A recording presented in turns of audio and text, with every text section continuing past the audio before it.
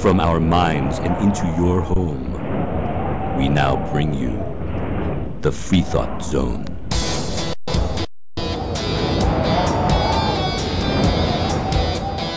And peace to you wherever you're listening via the World Wide Web. It's Mark Mythos back again inside the Freethought Zone.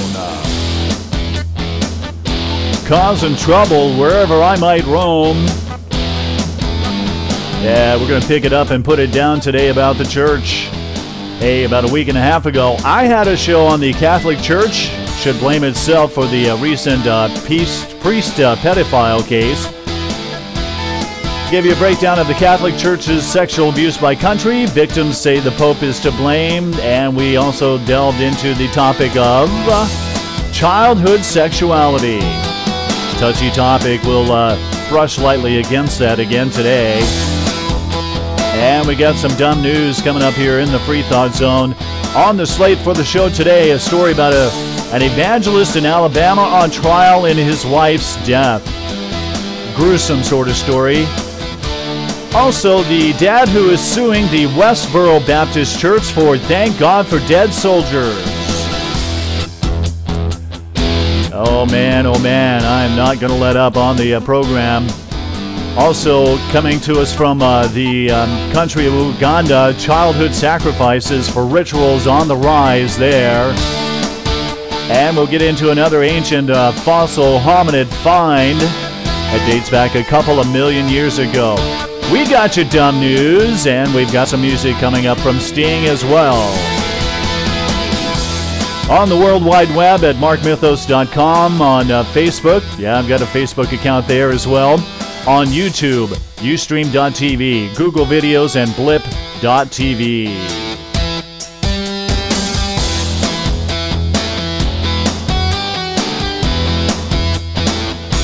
Hey, my website, of course, markmythos.com. You can always get a hold of me there. Also, check out Facebook. Yeah, there's a Facebook account. And I'm making some friends out there. I'm not as popular as people like Sarah Palin, but hey, I'm working on it.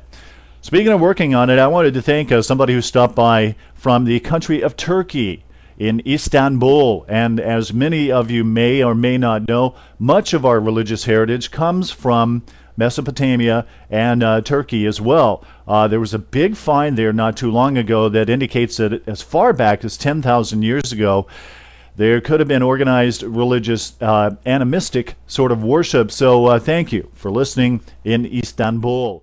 Things are a little bit different in other cultures than they are in the United States. Sexually, you go into Oceania, down around Australia, New Zealand and stuff like that, you're going to find that people live a different lifestyle. I talked about the Hawaiian Islands a little earlier. Any studies on those will indicate the day before the missionaries arrived there were a very sexually liberal people. They used to have, believe it or not, orgies on the beach. Life is good, clothing was not plentiful, food was good, and the sun was warm in many respects.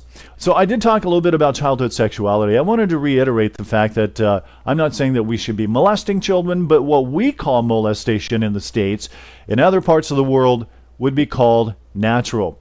I was turned on many years ago to a website called libchrist.com. That's L-I-B, Christ.com, Liberated Christians. And they take a fresh perspective on human sexuality, the Bible, and Christianity. And in doing a little bit of research on this particular topic, I ran across some pretty good information. Here's the thing about most websites. You get on them, you're going to find gems of truth, and you're going to find a bunch of BS on some websites as well. You have to be very discerning to be able to figure out what's true, what's not true. From this Liberated Christians website, Childhood Sexuality in Other Cultures. You know, parents and other adults in some cultures observe what parents in our culture observe, but see entirely different implications.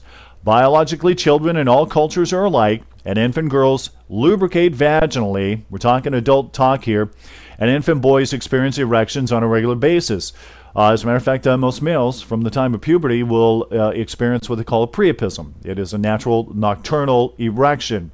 In some cultures, those events are understood as natural phenomena that will develop into time into a greater and more conscious effort at self-sexual exploration and experimentation with peers.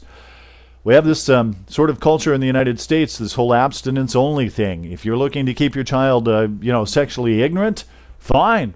You go right ahead. You don't want your kid to learn math? Don't put them in math school. You want your child to learn and know before they become sexually active how to prevent STDs, teen pregnancy. You teach them about sex, and you teach them how to do it responsibly. I mean, my God, for fear of having an accident, I shouldn't be driving a car.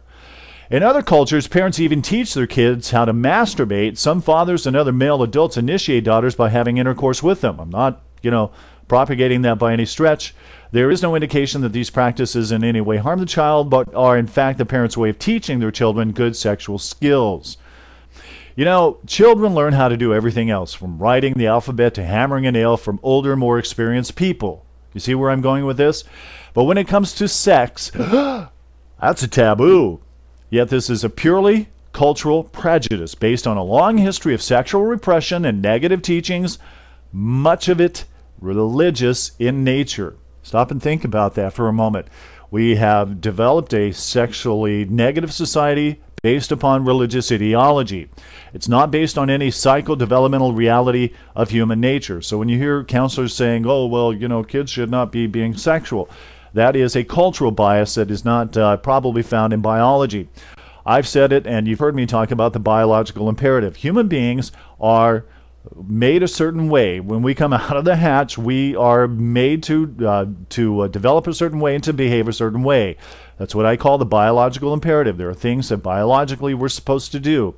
If that butts up against your morality, guess what? Your biology comes before your morality does. So that's the sort of the delineating line that should be guiding our morality.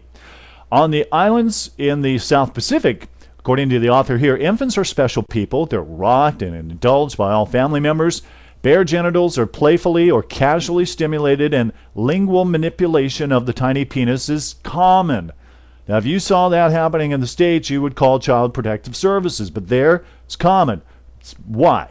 Because privacy is unknown. As each hut contains 5 to 16 family members of all ages, the adolescent daughters are often receive lovers at night, and parents bump together so that young children may be awakened by the slapping sound of moist genitals. Oh my God. I mean, this is why we call this the Freethought Zone. You need to blow out all of those preconceived notions about your own, thinking and just kind of open things up here. The young boy is taught at puberty by older males. Remember the puberty rites discussed above. He's coached in techniques like kissing, sucking of the breasts, how to do it. He's told about lubrication and trained in methods of bringing his partner to climax several times prior to his own ejaculation. This is from Elaine Yates' book called Sex Without Shame, Encouraging the Child's Healthy Sexual Development, pages 71 and 72. Speaking of pages, I burned up a few of them here. I'm going to put a link up to this Liberated Christians website. It is replete with some good exegetical studies on biblical sexuality and those sorts of issues as well. I hope you get a chance to stop by and read up and catch up as well. Speaking of catching up, it looks as if time has caught up with yours truly. I highly encourage you to stop by Facebook and look up the show there. YouTube, Ustream, and Blip.tv. Okay, folks, I'm out of here until another show lands on this particular planet.